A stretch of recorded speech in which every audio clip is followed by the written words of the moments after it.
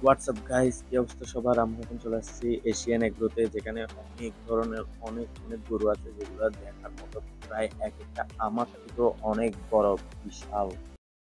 Hey guys, this is me Barat Khan. Wait wait wait, এটা বরাত খান না, এটা বরাত। Hi, welcome to Asian Agro. আমরা অনেকদিন ধরে ইচ্ছা করতেছিল একটা গরু হাট বা কোনো একটা জায়গায় যাওয়ার জন্য। অনেক দিন ধরে ফেসবুকে দেখতেছি সবাই যাচ্ছে, আমরাই যেতে পারতেছি না।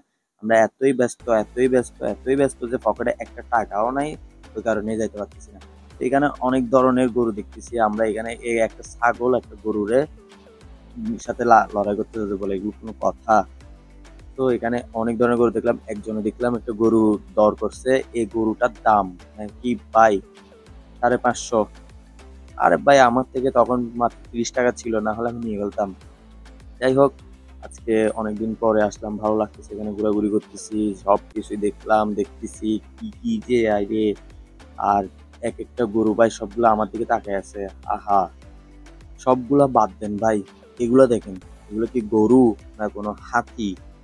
আল্লাহ জানে। এগুলো তো ভাই, এগুলো যদি দর করে 70-80 লাখ টাকার নিচে তো বলবেই না।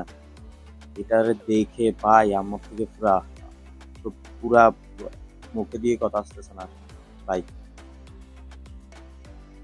গরুর হাটে আসবো আর এটা করবো না, এটা তো ভাবাই যায় না।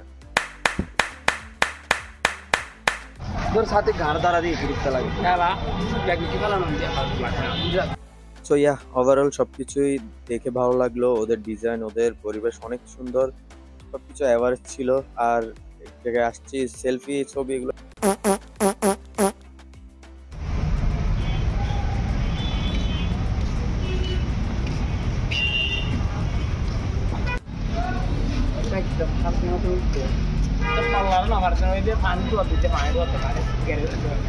Det händer väl det? Händer.